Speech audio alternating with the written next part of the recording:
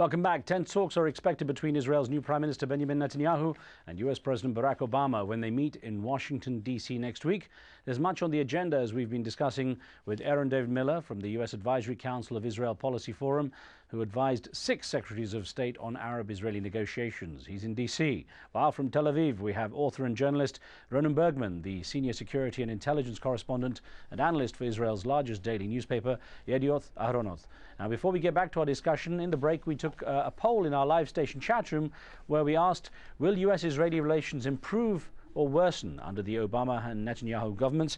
And we had a result back that said 56% of you said they would improve, while 44% of you said they would get worse. Well, let's get back to our questions with one that came in by email. And Dr. Miller, if I could put this to you in DC, it came in from a regular viewer, Bruno Druski in France, in Paris. He wrote in saying, do you think that there is a clash between the traditional Zionist lobby and a new lobby aimed at peace with Iran, even if it means a clash with Israel? If so, which lobby has a better chance? Look, in my view, all of this discussion of internal developments within the Jewish community misses the point. The reality is that lobbies in our system lobby. That's what they do. But there's a more important reality, and that is, do presidents lead? Every time presidents have led, whether it's Nixon or Carter or George H.W. Bush on the road to Madrid, the lobbies, in this case the pro-Israeli community, followed, sometimes noisily, sometimes angrily. So the issue is whether or not the President of the United States can identify and articulate a strategy that is in the American national interest. And if he's smart and tough about it, the domestic politics will get in line. Amir is on the line from Oman. Amir, good to have you on the phone. What would you like to ask? Assalamu alaikum, Riz. How are you? Actually, I have a question. Every time, I'm okay, thank you very much. All the Western media, even Al Jazeera, every time you have a show like this, you guys always focus on nuclear-armed Iran, nuclear-armed Pakistan. How come no one ever asked the question, what kind of a danger a nuclear-armed Israel poses to the surrounding nations? I mean, these two gentlemen and everybody else blame Iran for threatening Israel to wipe it out. But Israel actually had wiped out a country used to be called Palestine. So please ask these gentlemen this question. Amir, okay. Let me ask Dr. Miller first, and I'll put this to both. But Dr. Miller first, to what extent is that issue of Israel's nuclear capacity brought up in discussions in the United States in looking for a regional solution? Very rarely, unless you're talking about adherence to the NPT. It's very rarely brought up. And I think in large part the Israelis have maintained a certain ambiguity. They've maintained the fact, and it's purposeful, they don't want to, they've said publicly they will not be the first state to introduce nuclear weapons into the region, and even though it's clear they have several hundred weapons. The nuclear issue has been put on the radar screen lately as a consequence of the proliferation problem, India, Pakistan, North Korea, and Iran. And whether or not as part of a regional settlement, I mean a comprehensive settlement, you could find a way also to create a nuclear-free weapon zone in the Middle East is an interesting proposition, but we're a long, long, long way away from that. Dr. Bergman, is there, in your opinion, universal support among Israelis for Israel to have nuclear capacity? Without doubt. The Israeli government, the biggest fear of Benjamin Netanyahu now comes from a statement that was issued just 2 weeks ago by the Undersecretary of State, saying that Israel should and must sign the NPT, the Non-Proliferation Treaty. This is a major change if it represents Secretary of State Clinton or President Obama. It's a major shift of the U.S. Foreign policy. There was a secret understanding between Prime Minister Golda Meir and President Nixon back in 1969 that the United States would not pressure Israel to sign the NPT and would not send inspectors to the Dimona reactor. And in return, Israel would maintain the policy of a nuclear ambiguity, or what is named like or termed a bomb in the basement. Israel for that, during these years, since that meeting, have maintained the policy, and the U.S.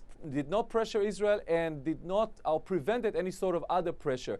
If now, or is there any sort of a change, then Israel fears that because there's no opposition or no anyone else in Israel think that Israel should open the Dimona reactor for inspection, and should, for the time being, until peace is reached in the Middle East, give up its nuclear arsenal.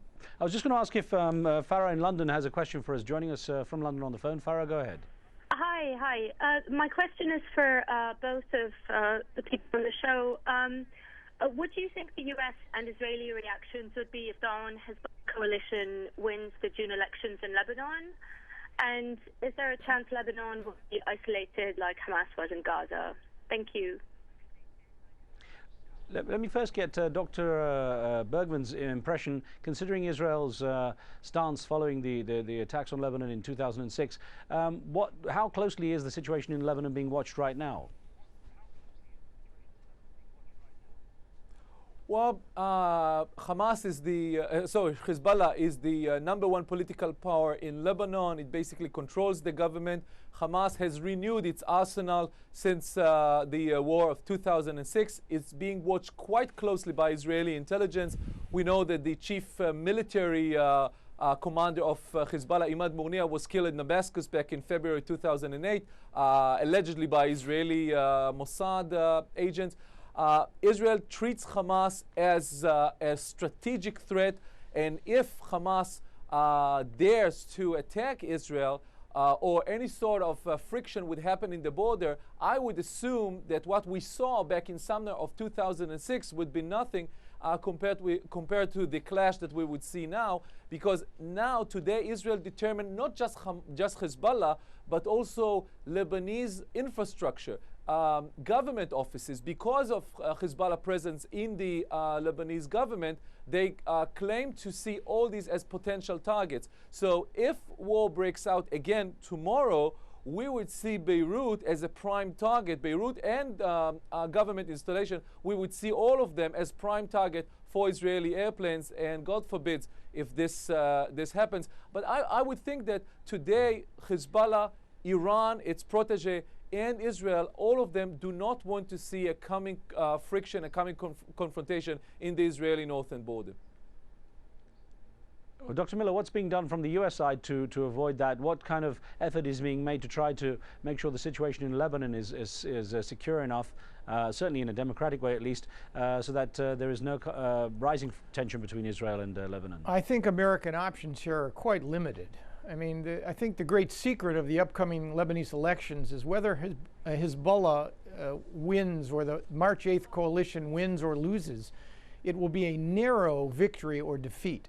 And the basic power balance in Lebanon and the dysfunction which affects that country is not likely to change regardless of who prevails in elections next month. You essentially have a country that is not in control of its sovereignty or of its borders, which raises the issue of Hezbollah's capacity to operate, and I might add quite effectively, as a small organization in relationship to the extraordinary power of the Israeli Defense Forces. I mean, let's remind all of your viewers that in the summer of 2006, 5,000 guys with relatively low-level technology rockets shut down the northern half of the Middle East's most preeminent military power, the State of Israel, from the city of Haifa north through the Israeli-Lebanese border.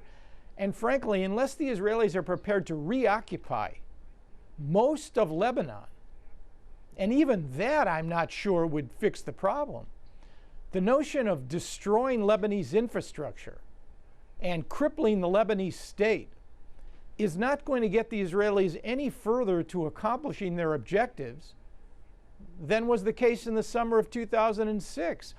This problem, Riz, of a nuclear power like Israel, which has tremendous military power, has a very difficult time coping with tiny militias who are quite determined to frustrate its plans. Well, less than 30 seconds to go. Dr. Bergman, a quick thought on the settlers being a sticking point when it comes to the Obama-Netanyahu meeting. Just literally 30 seconds, your thoughts on what progress might be made. We heard a quotation from Ron Emanuel, Chief of Staff of the White House, saying, you Israel, give us Yitzhar, one of the illegal settlements, as a symbol, and we give you Bushehr, the Iranian reactor.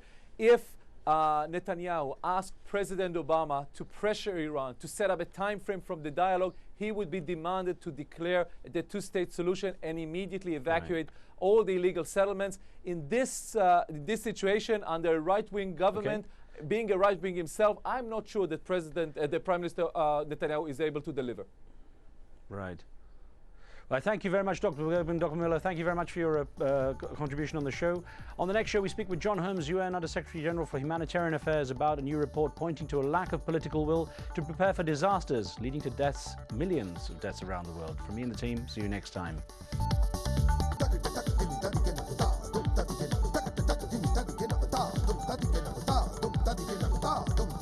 Da